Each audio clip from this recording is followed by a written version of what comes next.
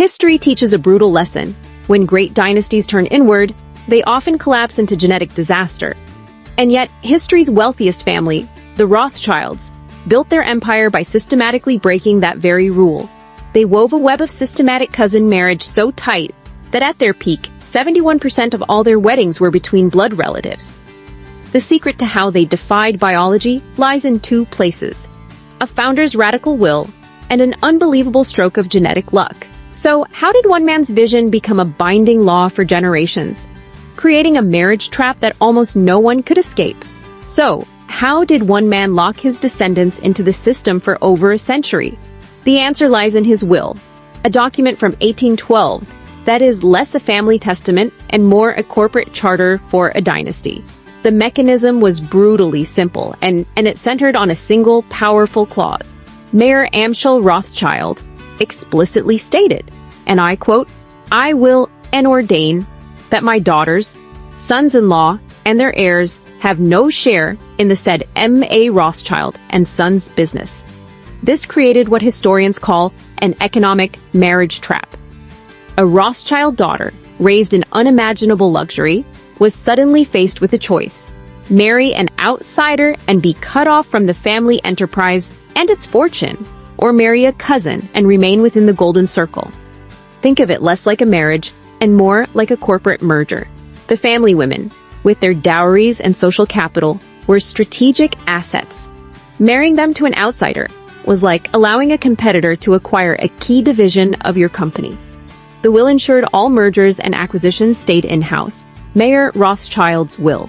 Genius strategy or cruel ultimatum? Let me know your thoughts in the comments. This core directive was reinforced by 4 unbreakable principles that became the operating system for the family.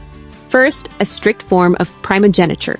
The business was to be controlled by the male heirs only, ensuring a clear line of command. Second, mandatory endogamy. The male heirs were strongly encouraged, almost required, to marry their own cousins to reconsolidate any wealth that might have trickled out as dowries. The goal was a closed loop. Third, absolute secrecy. The family was forbidden from ever publicly disclosing the value of their estate. This created an aura of mystery and prevented outsiders, including governments, from grasping the true scale of their fortune. And fourth, perpetual partnership. The business was structured as a partnership, which meant it couldn't be easily sold or broken up. It was designed to exist forever. Together, these rules created a financial fortress, a legal cage so perfectly constructed that it functioned for over a century. But a fortress is just hardware. To truly dominate, you need software, a social and political operating system. And for that, the family needed one of its own to become the Queen of Paris. That's where the story of Betty von Rothschild begins. And that is where the story of Betty von Rothschild begins.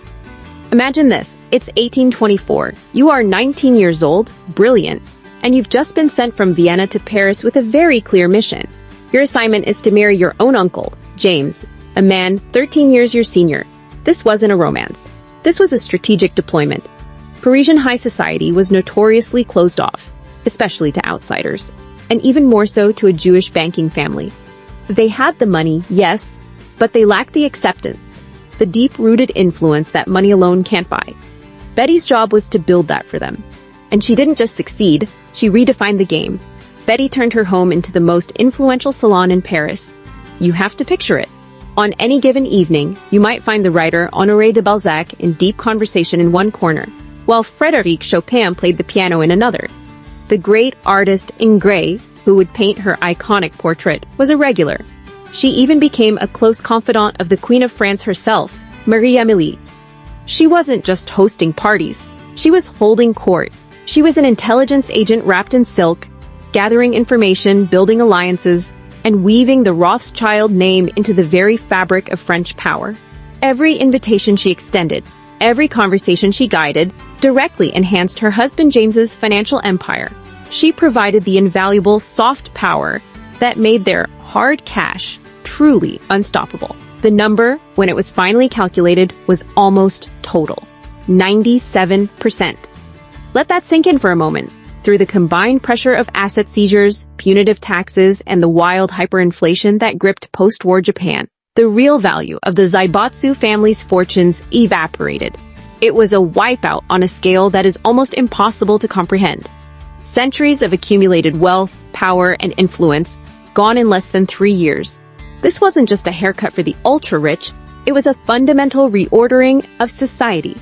Before the war, the 56 heads of the designated Zaibatsu families were, on average, 308 times wealthier than the average Japanese citizen. By 1950, that gap had shrunk to just 47 times. The pyramids of old Japan had been flattened. But numbers, even shocking ones, can feel abstract. To truly understand what was lost, we have to look past the balance sheets and into the heart of one family, and at one man who stood at its head. His name was Koyata Iwasaki, the fourth and final president of the Mitsubishi Zaibatsu. He wasn't some cartoon villain.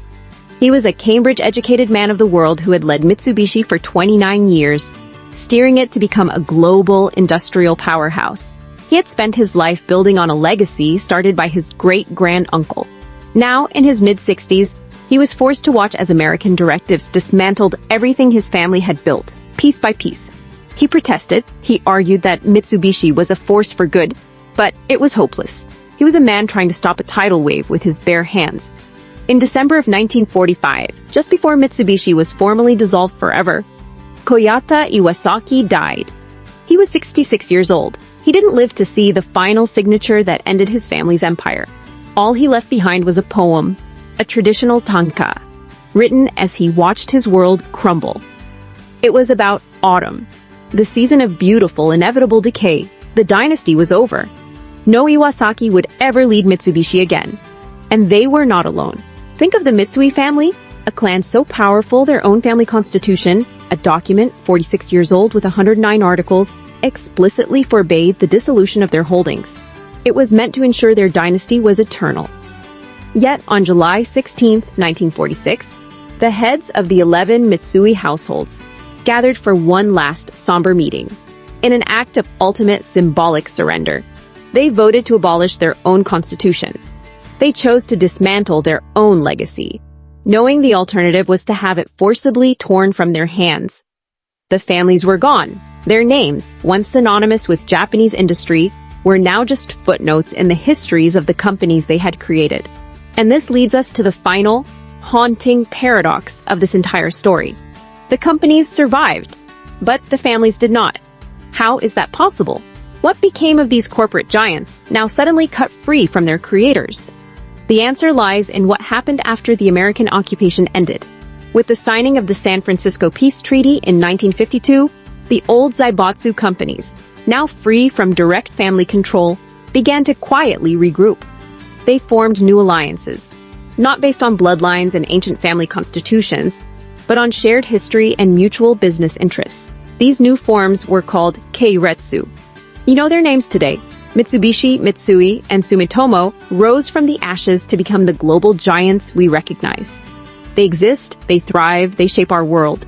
But the dynastic families, the Iwasaki, the Mitsui, the Sumitomo, were gone from their boardrooms, their influence erased, their control severed forever. Their legacy was reduced to a historical footnote in the stories of the empires they had built over centuries. It all comes down to one stark, inescapable truth. The companies survived. The families did not. This brings us to the profound and perhaps unanswerable question at the heart of this story. Was this act of creative destruction, orchestrated by MacArthur, a necessary, even righteous step to birth a new Japanese democracy? Or was it a profound injustice, the obliteration of private wealth and family legacy, carried out without a single criminal trial by the absolute power of a conquering army? What do you believe? Was it justice, or was it ruin? I'm genuinely curious to read your perspective in the comments below. It's a paradox. Because where other dynasties that practice this level of intense inbreeding, like the infamous Habsburgs of Spain, produced generations of sickness, deformity, and madness that led to their own extinction, the Rothschilds produced genius. They produced power. They produced success. Why?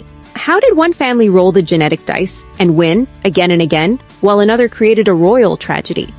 What was their secret shield against the very laws of nature? To understand the shield, you first have to see the sword. To appreciate the miracle of the Rothschilds, you must first witness the curse that befell history's other great practitioners of family marriage. the Habsburgs of Spain.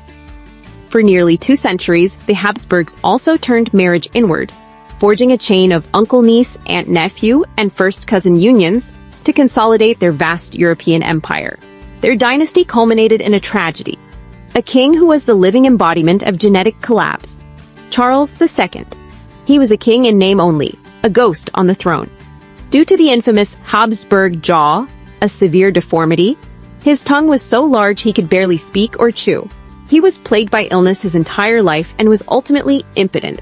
With his death in the 1700s, the Spanish Habsburg line went extinct.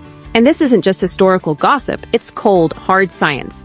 A landmark study in the journal Heredity, published by Nature, calculated Charles II's inbreeding coefficient at a staggering 0.24. To put that in perspective, his genetic makeup was more inbred than if his parents had been uncle and niece. It was nearly the equivalent of a child born to a brother and sister.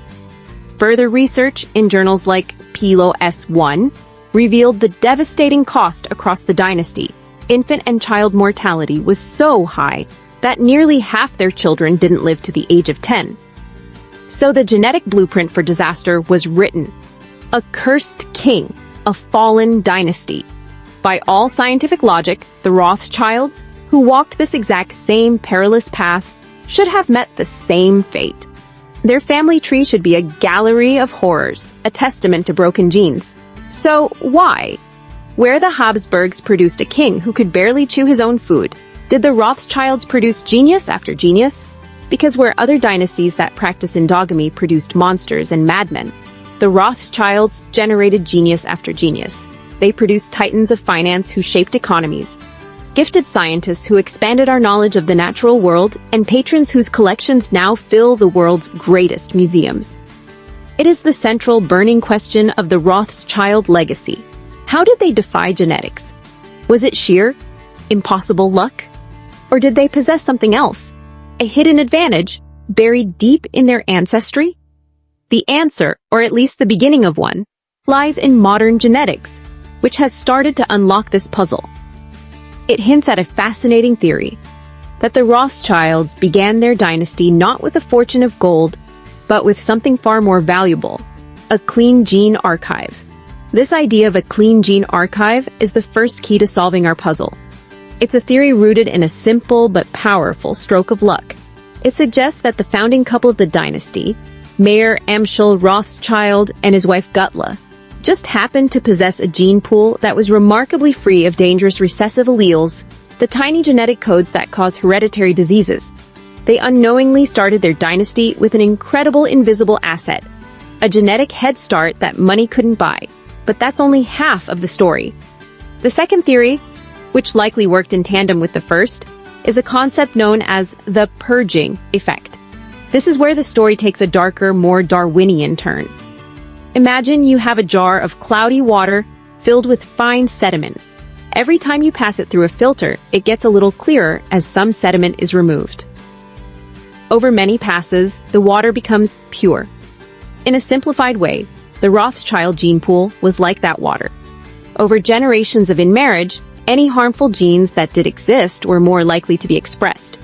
When this happened, it may have resulted in miscarriages, infant deaths, or individuals who did not reproduce, tragic events that history rarely records. Each of these sad outcomes acted as a brutal, unconscious filter, effectively purging that harmful gene from the family line for good. So, it seems it was a powerful combination. An exceptionally clean genetic start, followed by generations of this ruthless, quiet process of natural selection. While Mayer Amschel designed a brilliant financial fortress to protect his wealth, it appears, as one historian noted, that genetics had granted an unexpected bonus to his strategy. The genetic riddle, it seems, is solved. It all makes a strange kind of logical sense, but this neat scientific answer leaves out the most important part of the story, the people. We now understand how the dynasty survived its own radical strategy. But what about the true cost? What was the price paid by the generations of cousins, the women and men for whom love was not a choice, but a corporate merger? The price of keeping billions in the family is something genetics can't calculate. That uncalculated price, the human cost, is perhaps the true haunting secret of the Rothschild dynasty. We've journeyed through a story that defies all conventional logic. A family that built a global empire on a foundation of systematic inbreeding, a strategy that, by all accounts, should have led them down the same path of genetic ruin as the Habsburgs. And yet, through a combination of cold, calculated social engineering and what can only be described as a 1 in a billion genetic lottery ticket, they didn't just survive, they thrived, creating a legacy of unparalleled success. But the ledgers and bank statements will never show the full picture, because within this staggering tale of financial genius lies a quiet, repeating tragedy. The unassailable truth is that the price of keeping billions in the family was paid by generations of cousins forced to become couples. For them, love wasn't a matter of the heart. It was, as we've seen, calculated in percentages of shared blood. Their lives were assets on a balance sheet. Their marriages, strategic mergers, all to protect a fortune that many of them could influence, but never truly escape. The Rothschild legacy, then, is this incredibly complex tapestry.